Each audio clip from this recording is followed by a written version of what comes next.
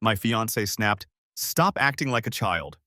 I replied, "Then stop acting like a husband if you're not one." The ring hit the table. His jaw hit the floor. "My name's Claire, 28, female, and I swear my hands are still shaking from last night. I don't even know how to start this except by saying, I thought I knew the man I was about to marry. I thought I understood what kind of husband he'd be. Turns out I didn't know a damn thing. Ethan, 30, male, has been my fiancé for almost a year. We've been together nearly 6. He was never the loudest guy in the room, but he had this quiet confidence I found grounding.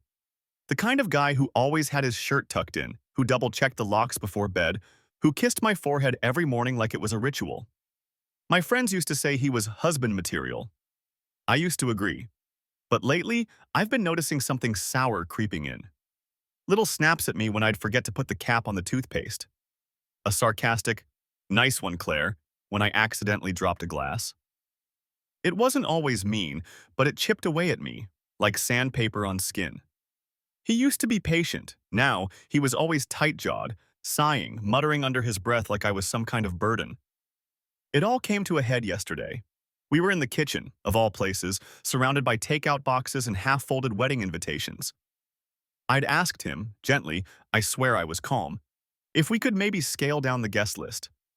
My mom's side alone was 40 people, and I just didn't want a circus. That's when he snapped. "Stop acting like a child," he barked, like I'd just spilled juice on the carpet. And something in me broke.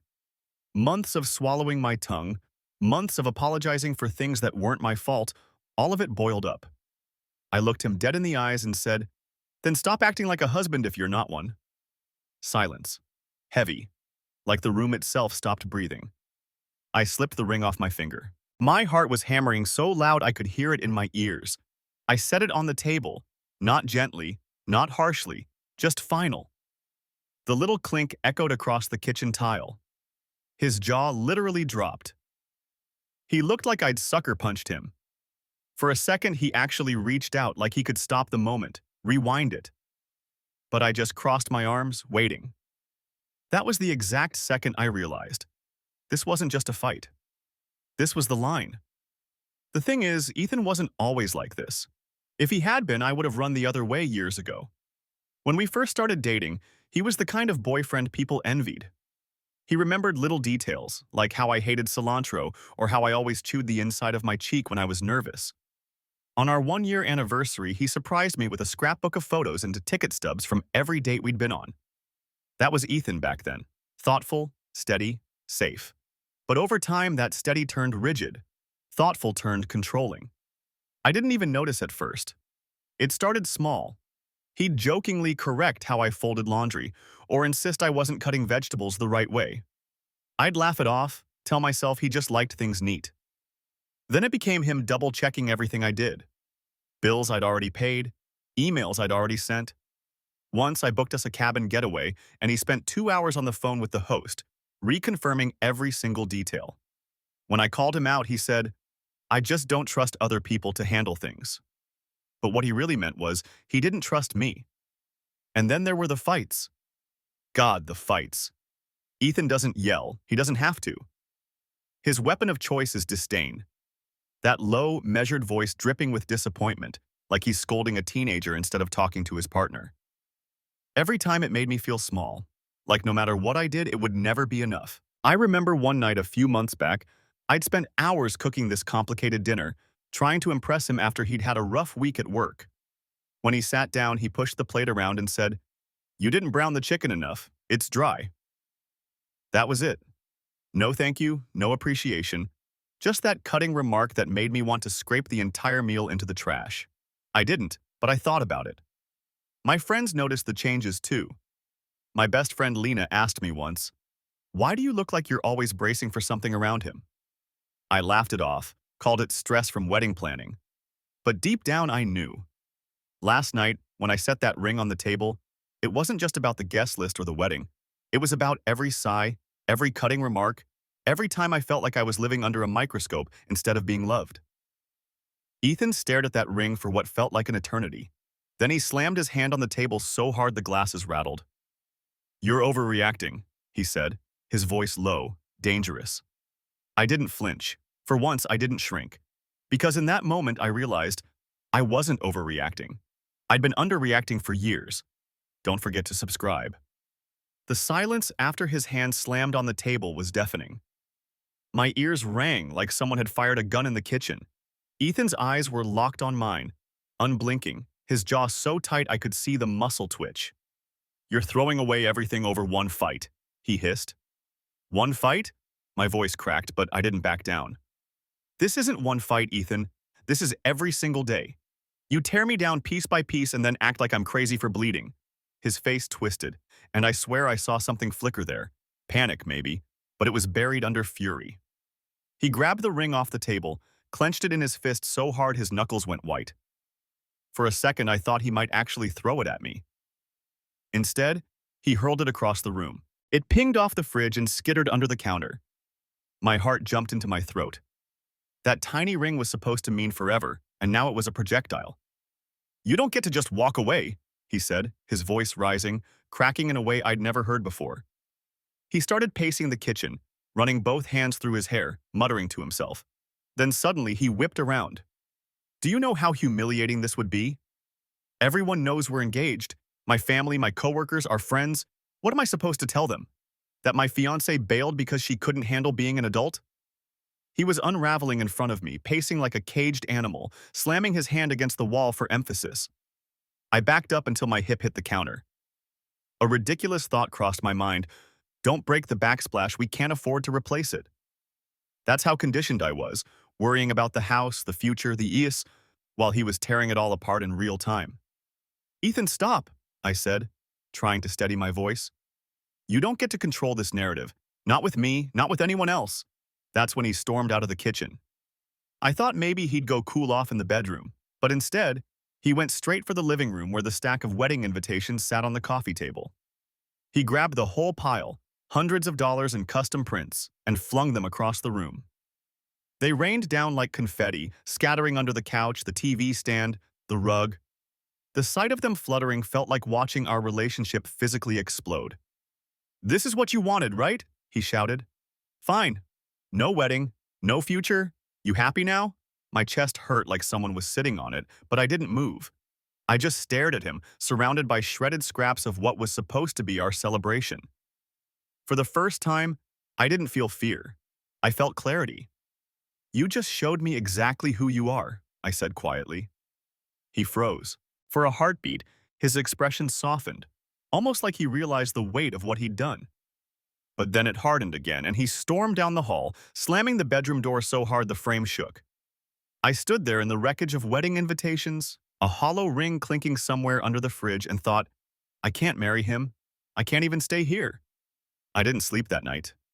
I couldn't. I laid on the couch with the TV on mute, staring at the mess of invitations still scattered across the floor. Every creak in the house made me tense up, waiting for Ethan to come storming back out of the bedroom. But he didn't. The silence was worse. By morning, I'd made up my mind. I needed to leave. Not for a few hours. Not to cool off. For real. I couldn't keep living like I was bracing for impact every time I opened my mouth. I grabbed my phone and texted Lena. "Can I crash with you for a few days? Please don't ask questions yet." She responded in less than a minute. "Doors open. Come now." Bless her. I shoved clothes into a duffel bag as quietly as I could, my hands shaking so badly I could barely zip it. That's when the bedroom door creaked open. Ethan stood there in the doorway, rumpled and bleary-eyed, but still sharp enough to clock the bag slung over my shoulder. "Where the hell are you going?" His voice was low, flat, like a warning. I swallowed hard. "I'm staying at Lena's for a bit."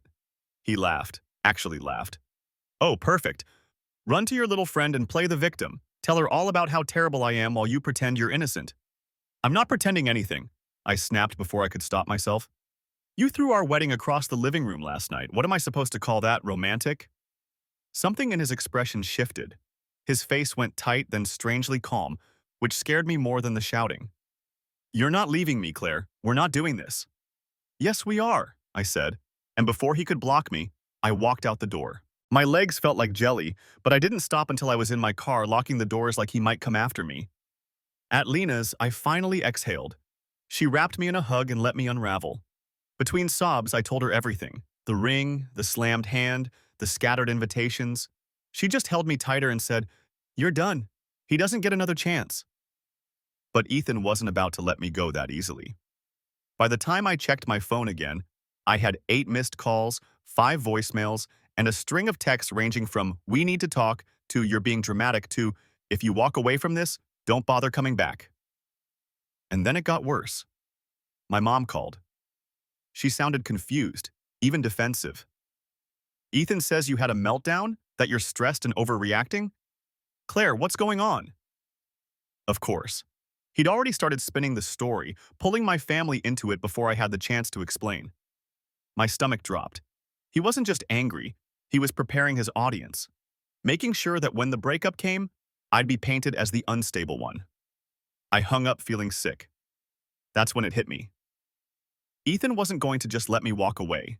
He was going to make this ugly. And maybe, just maybe, I'd have to get ugly too. Don't forget to subscribe.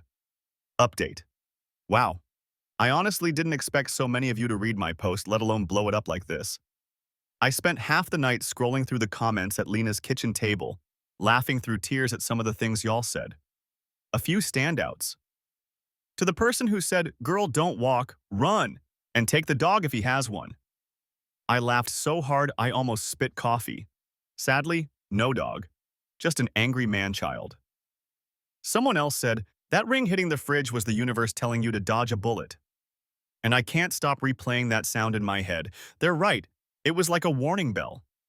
But let me tell you, Ethan hasn't made this easy. The texts kept coming. First, it was apologies, then threats, then begging, then insults. A full cycle of manipulation in less than 12 hours. My personal favorite was, "If you think you'll find someone better, good luck, nobody else will put up with you." Which is a confession, right? That he sees me as someone to put up with, not love. And then he weaponized my family. My mom called again this morning, this time angrier. She said Ethan told her I'd been unstable for months and that he's been the one holding everything together. According to him, I stormed out like a teenager because he asked me to grow up. Which is rich, considering he threw our wedding invitations across the room like confetti. I told her my side, but she sounded skeptical. "Claire, sometimes you do get dramatic," she said. That crushed me. Because now I know he's already planting seeds. If this blows up bigger, and I have a sick feeling it will, he's going to make sure I look like the crazy one. I've saved every voicemail, every text. Lena even convinced me to write down a timeline of everything that happened, just in case. She said, "Cover your ass now because guys like Ethan don't just let go, they escalate." And honestly, I think she's right. I don't know what my next move is yet, but I do know this: I'm not crawling back. That ring can rot under the fridge for all I care. Some of you suggested revenge. Others said just get out clean. I don't know which path I'm on yet, but if Ethan keeps dragging other people into this, if he keeps rewriting the story to make me the villain, I might just have to remind him that I'm not as quiet as he thinks I am. The first 2 days at Lena's felt like borrowed time. Safe, but temporary. Every buzz of my phone sent my stomach into freefall. Ethan had stopped with the apologetic texts and gone full smear campaign instead. Screenshots were coming in from friends. Ethan posting vague Facebook statuses about betrayal and a fiancé who walked out instead of working on herself. He hadn't named me outright, but everyone knew. I ignored it. Or tried to. But then Lena's neighbor knocked on her door holding a torn-up envelope. My name was still half visible on the front. The guy said he found it tossed in the apartment complex parking lot, ripped down the middle. It was one of our wedding invitations. My blood ran cold. Ethan had been here. He knew where I was.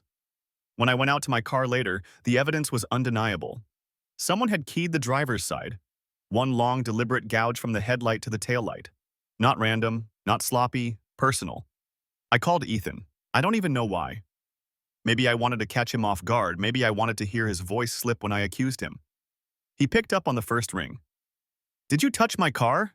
I demanded. He didn't even bother denying it. "Maybe now you'll stop running away like a coward." My hands shook so hard I nearly dropped the phone. "You're insane," I spat. "No," he said calmly, too calmly. "I'm invested. You don't just get to discard people, Claire. Actions have consequences." That sentence rattled me more than the keyed car. Actions have consequences. Like a threat, like he was already plotting his next move. Lena wanted me to go straight to the police, but I hesitated. What was I supposed to say? My fiancé threw a tantrum and ruined my car because I broke up with him? It felt like they'd laugh me out of the station. But then I remembered what so many of you said. Document everything.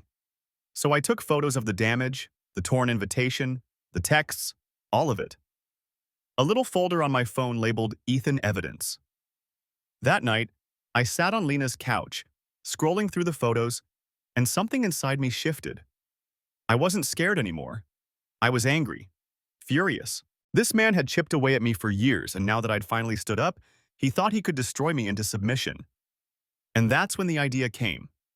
Ethan cared about one thing more than anything else: his image. He needed people to see him as the composed, reliable one. The stable fiancé holding it all together while his bride-to-be fell apart. That was his mask, his shield. And what better revenge than shattering it? I wasn't sure how yet, but I knew this. Ethan's mask was going to slip, and I was going to be the one to rip it off. The more I thought about it, the clearer it became. Ethan's entire identity revolved around how people saw him. He wasn't the kind of guy who could survive looking like the villain. That's why he'd been so desperate to spin the breakup as my instability. He didn't care about me. He cared about the narrative. So I decided to take control of the narrative myself. I started with the evidence folder. Every nasty text, every voicemail where his voice cracked with rage, the pictures of my keyed car, the shredded invitation. I even typed out the transcript of our fight the night the ring hit the table. Lena helped me stitch it all together. Clear, chronological, impossible to dismiss. Then I did something Ethan would never expect. I posted it. Not here, not anonymously. I put it on Facebook, the same place where he'd been painting me as the runaway bride. I didn't rant, I didn't name-call. I just laid out the facts, receipts and all. The post went live at 7 p.m. By 8, my phone was blowing up. Friends texting me, coworkers messaging me, even a couple of Ethan's relatives reaching out. "Claire, I had no idea," one said. Another, "He's been telling everyone you had a breakdown." The comments section was brutal. People weren't buying his act anymore. They were calling him out, mocking him even. Someone wrote, "Imagine calling your fiancé childish while you're out here keying cars." That one got over 200 likes. And Ethan? He lost it. He showed up at Lena's apartment around midnight, pounding on the door so hard the neighbors called security. I didn't let him in. From the peephole, I could see him red-faced, screaming, waving his phone like a weapon. He was yelling that I'd ruined his life, that I'd turned everyone against him. Security escorted him out, but not before he kicked over a trash can and threw one of Lena's potted plants into the parking lot. The next morning, I woke up to a barrage of missed calls, this time from his boss. Apparently, Ethan had gone to work like nothing happened, only for someone to pull up my post during a staff meeting. His carefully curated, dependable guy persona shattered. By noon, he was suspended pending an internal review of conduct. When Lena read that email out loud, I swear I felt lighter than I had in months. Not because I wanted him jobless, I didn't, but because finally, people were seeing what I'd been living with. The cracks in his mask weren't just showing, they were wide open. And here's the thing, I wasn't done yet. Because while Ethan was busy trying to salvage his reputation, I'd just been handed the one thing I needed most, proof that the mask was gone. Update 2. Okay, so, holy hell. I thought posting the receipts would just clear my name with friends and family. I did not expect it to blow up the way it did. First off, to everyone who messaged me, thank you. The support has been unreal. Some of y'all are way funnier than I'll ever be. My favorite comment so far? Ethan threw the wedding invites like confetti, Claire just threw his whole reputation. I laughed until I cried. But the fallout? It's been insane. Ethan showed up at Lena's again, this time with flowers, like a literal rom-com cliché. He begged me to delete the post, said I'd embarrassed him professionally. I told him that was his problem, not mine, and shut the door in his face. He went from weepy to furious in about 10 seconds flat, slamming his fist on the door so hard Lena's cat bolted under the couch. Security had to drag him out again, and yes, his boss did suspend him. Word got around faster than wildfire.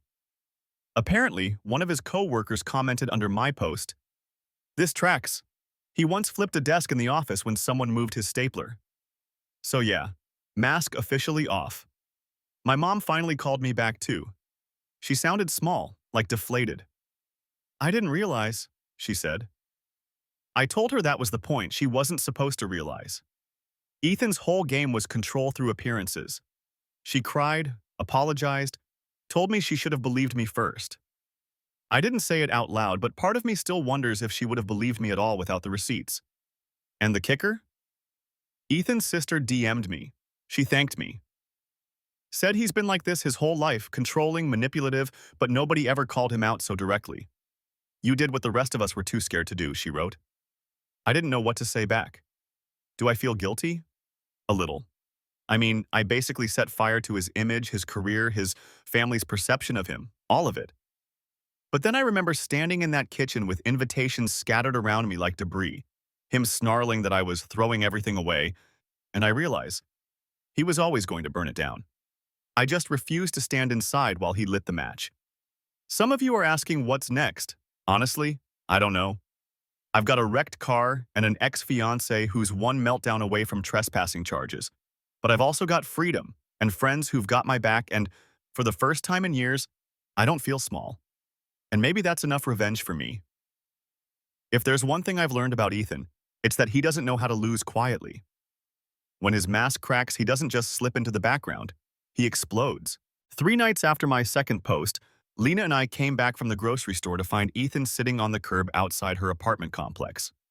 Just sitting there, hands folded, like he was waiting for us. My stomach dropped. Claire? He called, standing as soon as he saw me.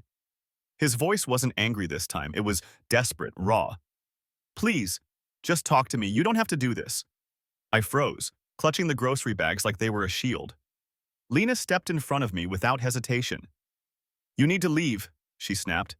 But Ethan wasn't looking at her. His eyes were on me, wide and glassy. They're talking about firing me, he said, voice cracking. My mom won't answer my calls. My sister, she sent me your post. Do you know what that feels like? Having your own family turn on you? Maybe now you know how it felt every time you tore me down, I said, my voice sharper than I expected. Something in him broke at that. His whole body tensed. He kicked over the grocery bags, cans rolling across the pavement, and screamed, You ruined me! Neighbors came out onto their balconies. Someone shouted, Do we need to call the cops?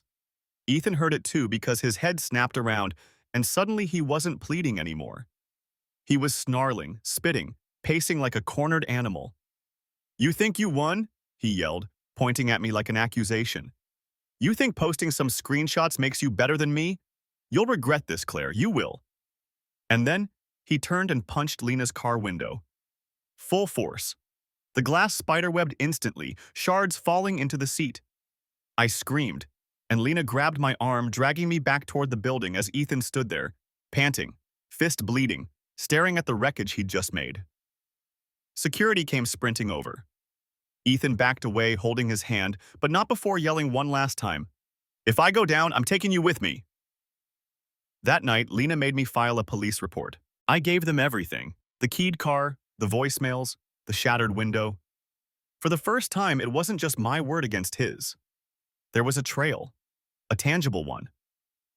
When I crawled into Lena's spare bed later, exhaustion heavy in my bones, one thought kept circling my mind.